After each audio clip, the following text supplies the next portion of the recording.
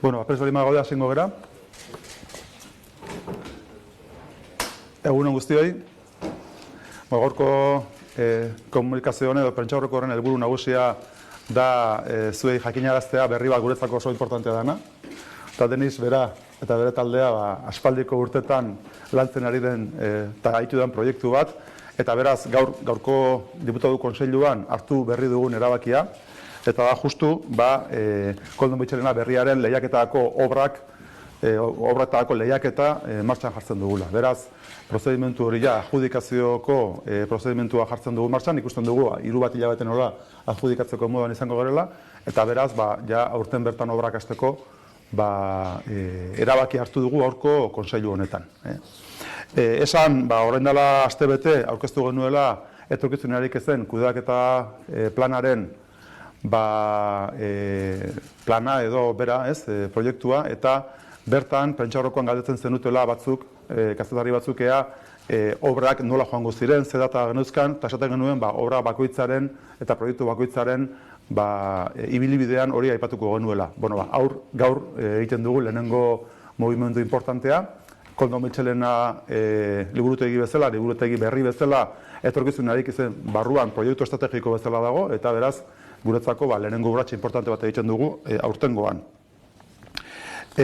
Nioen bezala gaur gobernu kontseiluak hartu du obra martxan jartzeko lehiaketa publikoa martxan jartzeko erabakia, eta aurrekontua 9 milioi eurotakoa da, guk aurreikusten dugu kostu hori edukiko duela obrak, eta nioen bezala obrak aurten hasteko, hemendik 3 hilabetera edo udaberrian nahi genuke hastea 2020an, eta obra bera, gero Denisek zehatzago aipatuko du, gaina oharrean ere badago zehaztasun falta da, baina kontua izango litzateke aurreikusten dugula obra zibilak 2 urte irango dituela, datorren 2022ko udaberrian obra zibila bukatu, eta ekipamentuarekin aurreikusten dugu urte bukaeran, 2022ko bukaeran egongo litzatekeela irekita Koldo Mitxelena. Beraz, horiek dira datak. Eta guk esaten behar daukagu lehenik eta baina egin behar daukagu balorazio bat oso positiboa zer izan den Gipuzkoan Koldo Mitxelena. Lehenik eta baina esan behar daukagu, orain dela 25 urte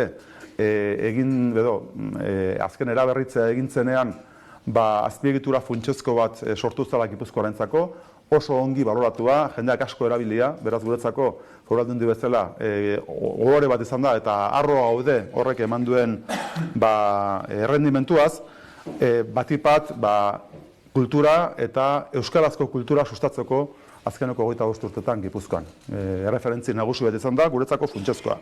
Egia da, 25 urte pasa ondoren, funtsezkoa zala baita ere, eraikina bera eraberritzea, gaur egungo behar berriei erantzunez baita ere, eta gaur egungo normatibei baita ere behar den bezala erantzuteko, beraz hori egin beharra zegoen, eta probestu da proiektu ambiziosoa martxan jartzeko.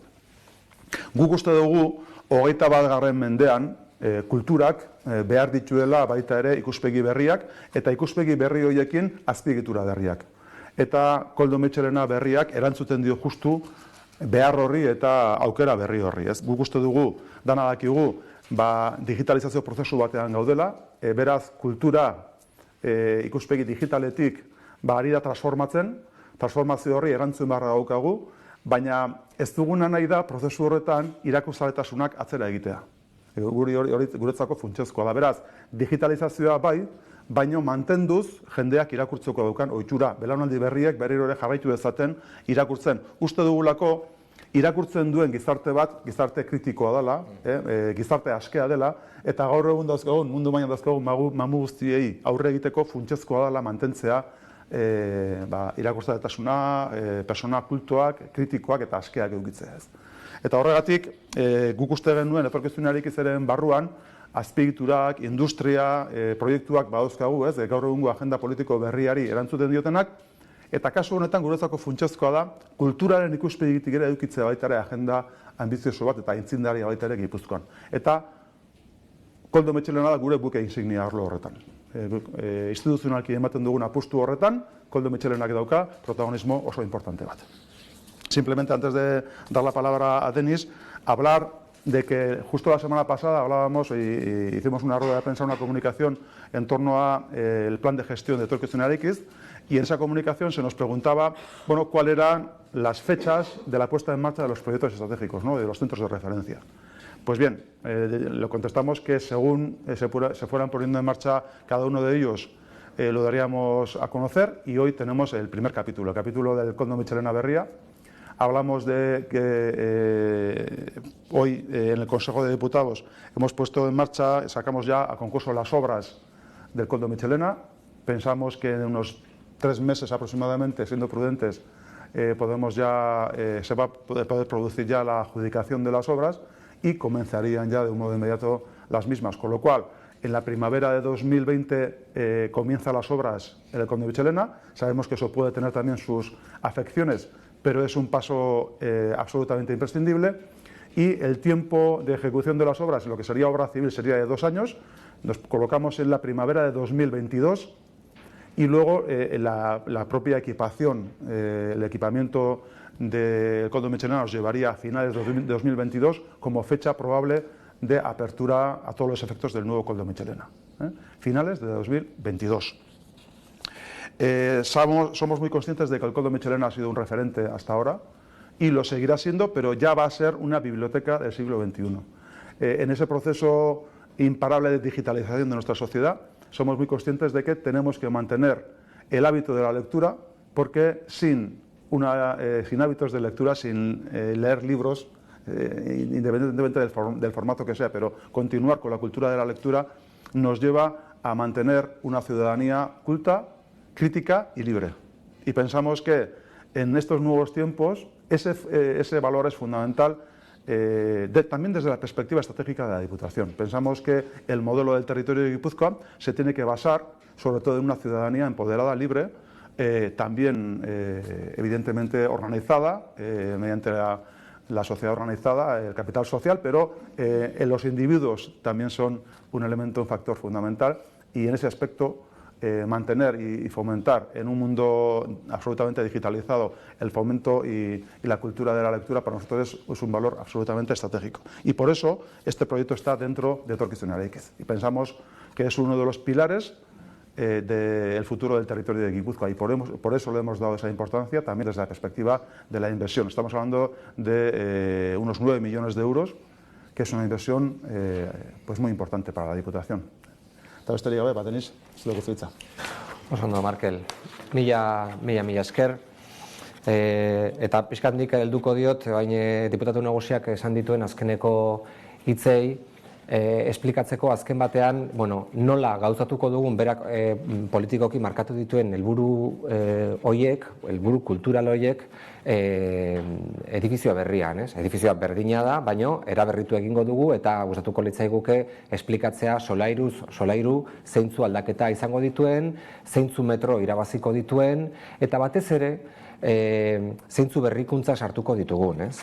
Batetik, edifizioak 25 urte pasatxo, ia 30 urte egin ditu bere azken eraberritze prozesua eduki zuenetik, eta egia da zirkulazioaren aldetik oso eraikin konplexua dela, eta gaur egungo beharrak ez dituela behar bezala eskaintzen edo betetzen. Bestetik, ingurumenaren jasangarritasunaren eta konsumo energetikoen aldetik ere berrikuntza nabarmena izango du, eta ezinbestean, eta batez ere Etorkizuna Eraikizen egitasmoaren barruan baldin badago, ingurumenaren aldetik ere askoz ere jasangarriagoa izango da, asko gerturatuko da zero konsumoko edifizio batea, hori da bilatu dugun helburutako bat. Fatxadak ere beharrak dauzka, izan ere, joan den urtean ere desprendimenduren bat gertatu zen, eta fatxadak behar du zarberritze prozesu bat, eta irisgarritasunaren aldetik ere berrikuntzak egongo dira. Izan ere, gaur egungo arauak, bete beharrak irisgarritasunaren aldetik, bere garaian zeudena, baina askoz ere exigenteagoak dira, eta tira, hortan ere, aldaketak egongo dira. Okerrez baldin, hau ez da lehena. Hori lanpara da. Bai, hasierara joan behar dugu. Ez que ez naiz niari... Honekin ez? Ez que hau ez dago konektatuta. Hau ez da sarrera, hasieran...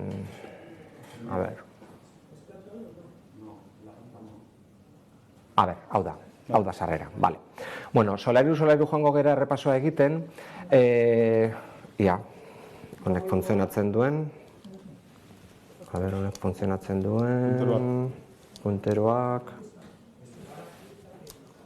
bai, ez dezapela aldatu, bueno, honek ez du funtzionatzen, berdin du. A ver, piztu dut, piztuta dago, bale, oso ondo. Baina hor ez da ikusten, baina hemen ez da ikusten, bueno, berdin dio. Bale, hemen daukagu kale edo, bueno, planta baja edo kaleko solairua, ez? Hor ikusten dugu lehenengo vestibulo bat, gaur egun dagoenaren oso antzekoa. Eskuineruntz baldin bagoaz, aretoa dago, aretoak gaur egun daukan superfiziaren oso antzekoa izango du, baina hobeto ekipatuta egongo da, eta aretoak, ekitaldi aretoak izango duen berrikuntza bat izango da, kamerinoak izango dituela, hor eskuinaldean agertzen diren 3 zatiak, bai.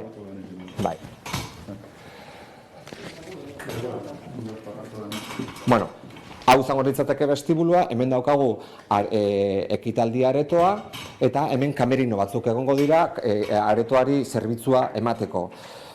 Vestibulo honetan, ezkerreruntz jota, kafetegi bat egongo da, eta kafetegi, hori berrikuntza bat izango da, ez? Hau izango da vestibulo bat, nun eta alde batetik aurrei zuzendutako zerbitzuak eskaini ahal izango ditugun, badakizue gaur egun Koldo Mitxelenak ez dauzkala berez horrelako zerbitzuak, ez da aur liburutegi bat, bakarrik, noski egongo dira liburuak aurrentzat, baina batez ere, leno Markelek oso ondo esan duen moduan, izango da, atxekimendu bat bilatu nahi dugu aurren eta neraben aldetik irakurketaren inguruan, eta horretarako programak bilakatu burutu nahi ditugu, eta programa horiek zonalde guzti honetan gertatuko dira. Bai, zonalde hau, hori aurrentzat zerbitzuak izango dira, eta gero daukagu oso baloratua den zerbitzu bat, hemeroteka, egunero, 100 pertsonek erabiltzen dutena, egunkariak, aldizkariak irakurtzeko, eta hori espazio informalean hemen izango da, baina baita ere espazio isilagoan edo formalagoan, hor bertan egongo da beste hemeroteka zerbitzu bat. Zer daukaguen vestibulo honetan, vestibulo honetan daukagun orain arte eduki ez dugun gauza bat. Oso inportantea zen guretzako beko solairuan, sotanoan dagoen erakusketa aretoa bizibleagoa egitea. Ze zoritxarrez, eta naiz eta urte askotan egundoko erakusketak programatu diren, oraindik ere somatu dugu gure inkestetan badagoela jendea erakustareto hori ezagutzen ez duena. Gogoan baldin badaukazue, erakustareto horretara joateko gaur egun, iaia bainugelen ondoan dagoen erakustaretoa da, eta jende askok ez du hori ezagutzen. Orduan, hemen egin duguna da, zulo batzuen bitartez, ikusgarri egiten da planta honetatik, sarrera planta honetatik, behan gertatzen ari dena. Oso importantea da, eraikinak edukiko duen berrikuntza nabarmenetako bat izango da, zirkulazioak asko erraztu, eta askoz ere intuitiboakoak egiten direla, ez? Batetik dauzkagu 2 nukleo, planta guztietan ikusiko ditugun emergentzietako 2 nukleo, derrigorrez legez horrela egin behar direlako, albo batean eta bestean, eskailerak izango dira, edifizio guztia goitik bera josi egingo dutenak, baina jendearentzat eta zerbitzu publikoarentzat edukiko ditugu eskailera handi hauek, eta horiek egongo dira goitik bera, beko solairutik azkeneko ganbararaino, edifizioa josi egingo dutenak eta 2 ascensore izango direnak panoramikoak. Horrek esan nahi du, ascensore horiek sartzerakoan ja aditzera emango dizutela edifizioak badituela erabilera goruntz eta beruntz. Urrengo, hemen ikusten da, esta es la planta de sótano, efectivamente. Hemos bajado por las escaleras o por los ascensores. Este es un pequeño vestíbulo que estábamos obligados por una sectorización de incendios a cerrarlo. Y a partir de aquí, cuando uno accede aquí, vamos a tener muy fácil sectorizar esta gran sala de exposiciones que va a tener aproximadamente la misma superficie que tiene ahora, pero va a estar mejor distribuida, va a tener unas circulaciones más lógicas y también nos va a permitir poder hacer convivir más de una exposición, porque va a ser más fácil de sectorizar. Pero en todo caso, tanto esto, como toda esta zona son salas de exposiciones, zonas de exposición. Aquí tenemos una zona de compactos, donde va a haber fondos bibliográficos, y esto todo, pues si no me equivoco, son instalaciones. Como os decía antes, una de las ventajas que vamos a tener es que desde la planta de calle vamos a poder acceder a una visión, de que abajo hay una sala de exposiciones, 915 metros cuadrados. Una sala de exposiciones, luego lo comentará María José Tellería, que ha tenido una trayectoria pues muy poderosa, muy presente en la vida cultural guipuzcoana y que queremos que gane todavía más protagonismo, ¿no? Vale. Lo que hemos hecho aquí ahora es subir, o sea, hemos pasado de la planta de calle, ahora lo que hacemos es subir a la primera planta. Vale, primera planta. Vale, aquí hay una de las grandes aportaciones de la obra. Si os acordáis, en la primera planta, en esta zona, si tenemos en cuenta que esto es la Plaza del Buen Pastor, aquí teníamos hasta ahora el fondo de reserva. Bueno, el fondo de reserva pasa a ser, junto con esta sala y junto con esta otra, una gran sala de lectura pública para el público general, de 470 metros cuadrados, que va a ser un poco la joya de la corona y que va a tener bastante altura. Toda esa es una zona que va a estar equipada con mesas, por supuesto con estanterías, con puestos de lectura, y va a ser la zona más grande. El fondo de reserva va a seguir existiendo, pero va a estar en otra zona. De alguna manera lo que hemos hecho ha sido intentar democratizar ese espacio que es el más grande y el más espacioso para el público general y guardar ese fondo de reserva para los investigadores y las personas que vienen a hacer consultas de libros ya más concretos, llevarlos a otra zona más acotada también a la vista del uso que tiene un uso muy interesante, que desde un punto de vista cualitativo le damos mucho valor, pero en términos cuantitativos es menor y quizás no necesitaba tanta superficie, ¿no? En esta planta seguimos teniendo, en todas las plantas estamos viendo estos huecos son los que permiten también una visual de arriba a abajo de todas las plantas. Esta es una circulación parecida a la que tenemos hoy en día, que va a estar revestida de libros. Ahora creo que vamos a ver una imagen, si no me equivoco, de esta planta y de esta gran sala de lectura pública. Esta es una imagen de la gran sala de lectura pública. Bai, hor goian ikusten da altura, eta hemendik ikusi leike goitikan nola izango dan sala handi hau. Importantea da ulertzea, sala honek izango duela entreplanta bat, hemen ikusten da entreplanta bat, eta hemen goikaldean, goitik, eta horregatik orain igoko gera bigarren pisura, bigarren solairura, bigarren solairutik sartu gaitezke kabina batzuetara nun eta lanbilerak eta lantaldeak egon daitezken kristalez itxita dauden areto txikietan gaur egun Koldo Mitxelena kulturunak eskaintzen ez duen zerbitzu bat emanez. Hau da... Bai, espazio nagusiena eta interesgarriena. Hau da bigarren solairua, eta hemen ikusi leike nola sartzen gera, hemen daude 5 areto kristalez itxita daudenak, baina hemendik ikusi leike beko areto handi hori, leheno aipatu dugun lehengo areto handi hori. Horretaz gain, bigarren solairu honetan izango ditugu formaziorako aretoak, eta hor goian egongo da ikertzaileen gaur egun, fondo de reserva delakoa. Ikertzaileen aretoa hor egongo da, izango ditu 314 metro karratu, eta gero hori da. Eta gero daude, 80 metro karratu, 5 sala hoietan lan egiteko lantaldeak erabili ditzaten 5 areto 80 metrorekin. Bale. Hau da bigarren pisuaren argazki bat, hau baita ere, eta hemen dator bigarren berrikuntza nagusia, oso importantea. Ezagutuko duzue ganbara aretoa. Ganbara aretoa oso espazio erakargarria da, oso bitxia, xarmanta esango nuke, baino bere irisgarritasuna oso zaila da. Ascensorez joan behar duzu, jende askok ez du ezagutzen.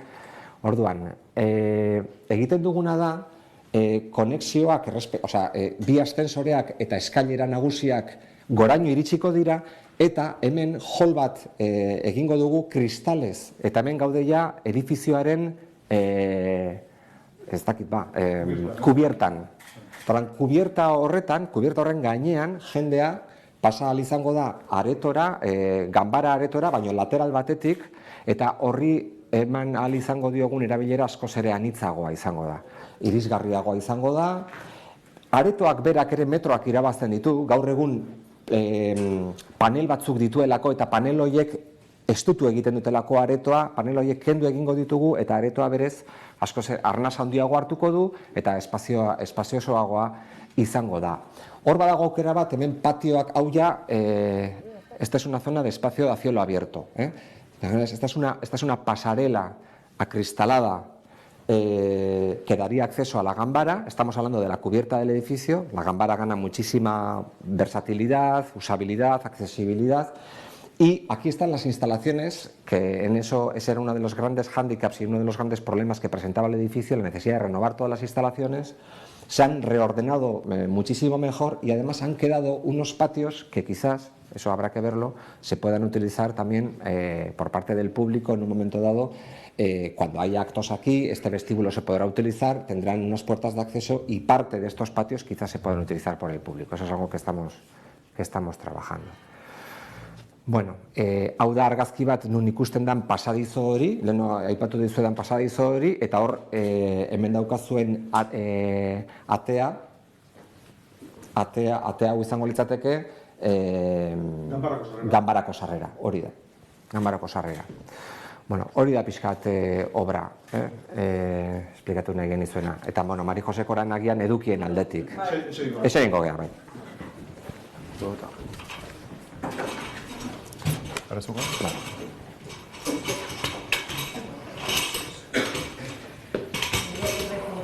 Y subrayar lo que ya se ha dicho, esta obra nace de la necesidad de atender la legislación y los principios de accesibilidad, la eficiencia energética que buscamos en todos los equipamientos, pero también con la vocación y la voluntad y la convicción de reforzar la misión que tiene tanto el Koldo Mitxelena como el Departamento de Cultura de la Diputación. Una misión que es la de conectar, bueno, la de liderar la política cultural del territorio, y para todo eso queremos que el Koldo Mitxelena, además de contar, de ser un equipamiento y de ser un espacio que atienda, bueno, desde luego con todas las últimas posibilidades que ofrezca la tecnología y los recursos materiales al edificio, también donde ocurran cosas que podamos trasladar al resto del territorio, que sea un nudo importante o el principal de relación con el resto de equipamientos culturales del territorio, y donde también puedan pasar cosas que se están desarrollando, que se están trabajando en otros espacios, principalmente de la Diputación, y os estoy pensando en Gordallu o en los archivos,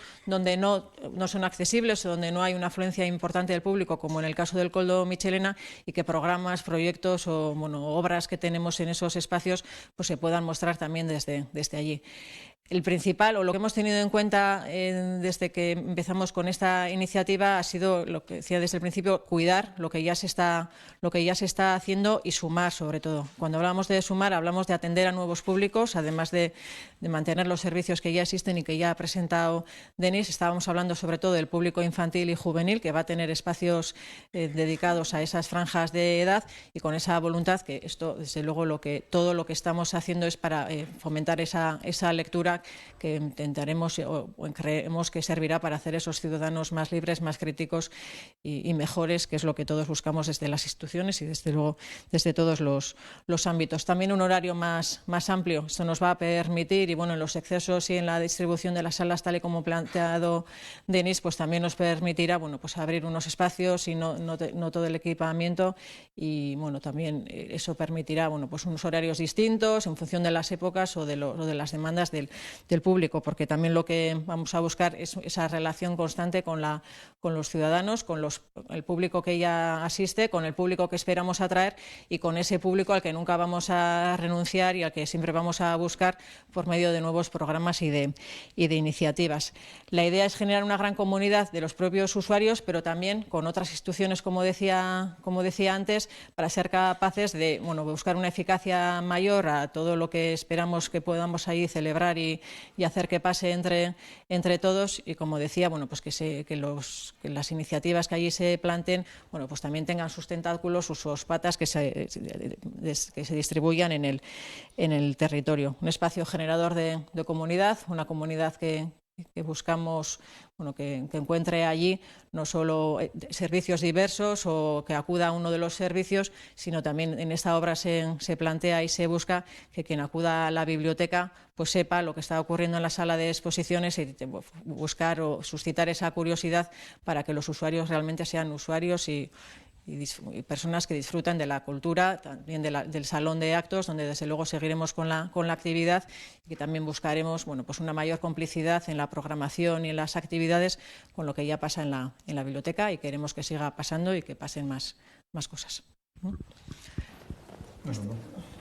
Bai, nik, bueno, iruditzen zaite eskertu behar degula Markel, Kultur Departamentoak egindako lana, Patxi Presa hor dago zentroko zuzendaria, kulturuneko zuzendaria, baita Jordi Permanier ere, gurekin dagoen kolaboratzailea, berak asko lagundu, bueno, bera aditua da, Bartzelonako aditua da, katalana bera, eta Bartzelonako liburutegi saren arduraduna izandakoa, berak asko lagundu digu kontzeptualizazioan, eta batez ere urte hauetan landu ditugun eta antolatu diren kontraste lantalde, Gipuzkoako aditu, kultura aditu, liburu zain eta pertsona desberdinek proiektu hau gauzatzera lagundu gaituzten pertsona guztiei, ez? Oraindik lan handia dago, obra ez da erresa izango, obrak ez dialako erresak izaten, baina orain momentu polit bat irekitzen da, nun eta baita ere etorkizuneko programazioa ere ondo lantzeko aukera izango dugun. Galderak edo? ¿Tenéis cuantificado en metros cuadrados y en porcentaje cuánto espacio se gana para el público en total? Lo hemos puesto en la nota, si no me equivoco. En el fondo, vamos a ver, se ganan 700, lo hemos puesto en la, si no me equivoco, en la planta segunda, que es donde desaparece las actuales oficinas del Departamento de Cultura, que sale de allí.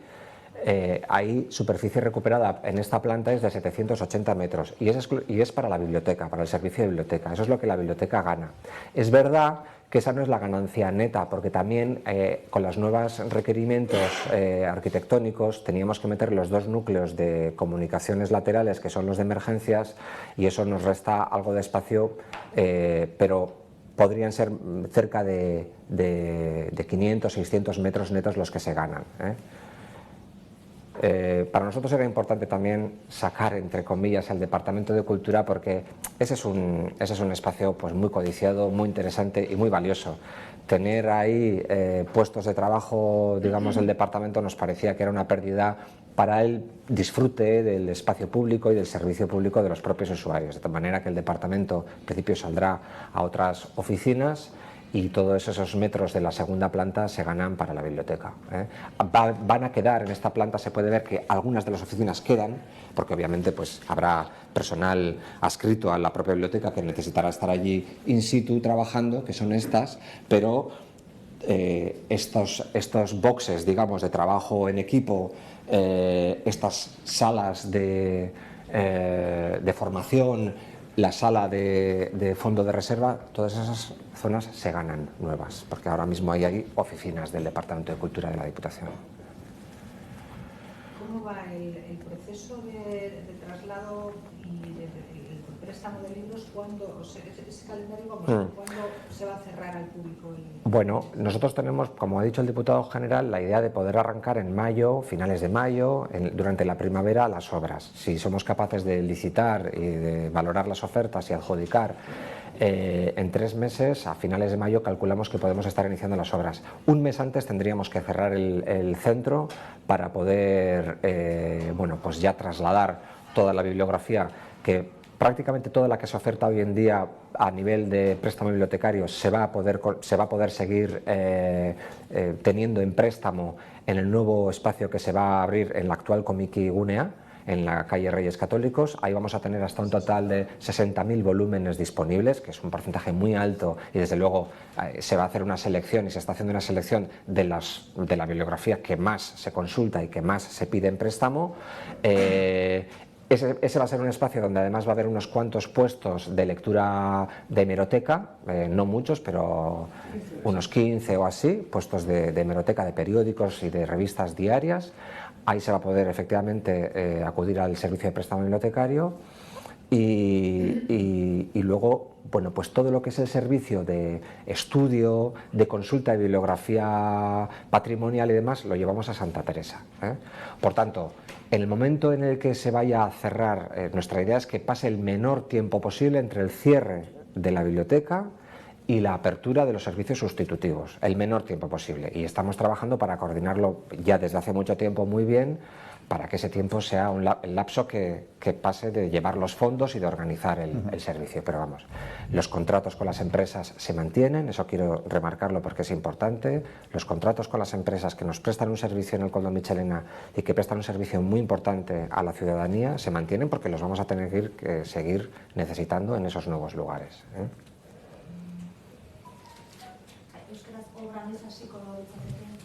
Bai, bueno, obra garaiz baldin bagabiltza eta 3 hilabetetan esleitzea posible baldin badugu, maiatzaren bukaeran hasiko litzateke, 2 urteko obra zibila da, horrek esan nahi du, 2022ko udaberrian bukatzea espero dugula, baina hortik aurrera ekipamendua eta bueno, egin beharko dugu, eta horrek esan nahi du, segurazki 2022ko abendura edo urte bukaerara begira espero dugula berriro ere Koldo Mitxelena ja eraberritua bere ateak irekitzea.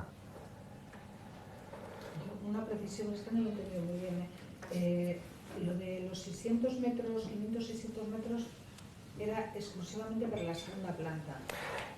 Es donde se produce la ganancia, es donde se produce mayor ganancia de espacio público al servicio de la ciudadanía, porque ahora mismo en esa segunda planta hay oficinas, por eso es donde centro, digamos, la explicación de la ganancia. Se ganan más, si no me equivoco, hemos mostrado 700 y algo, pero estoy explicando que los nudos de comunicaciones nuevos de emergencia que ha habido que prever en los 2 extremos del edificio nos restan parte de esa ganancia, pero que estoy calculando entre 500 y 600 metros nuevos. Y hago hincapié en que son 500-600 metros nuevos en exclusiva para el servicio de biblioteca. Koldo Mitxelena kulturunea liburutegia baino zer gehiago bada, baina batez ere liburutegi bada. Eta liburutegi bat izaten jarraituko du, hori oso importantea da. Baina zerbitzu berriak eskaini nahi ditu eta dagoeneko liburutegiari txikita zeuden hainbat zerbitzu hobetu nahi ditugu.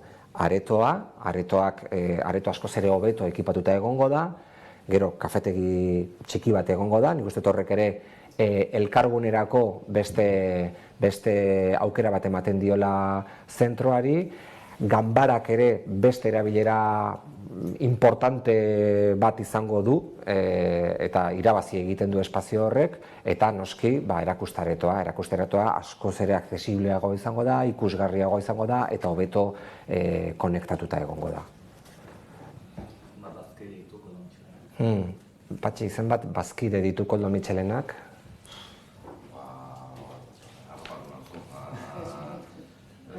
Gainera zerrendak ez dauz. Zenbat?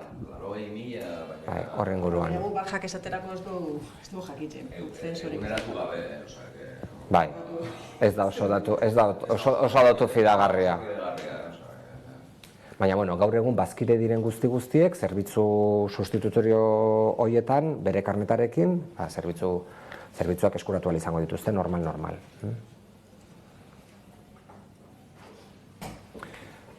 Oso ondo. Bueno, listo. Eskerrik asko guztioi.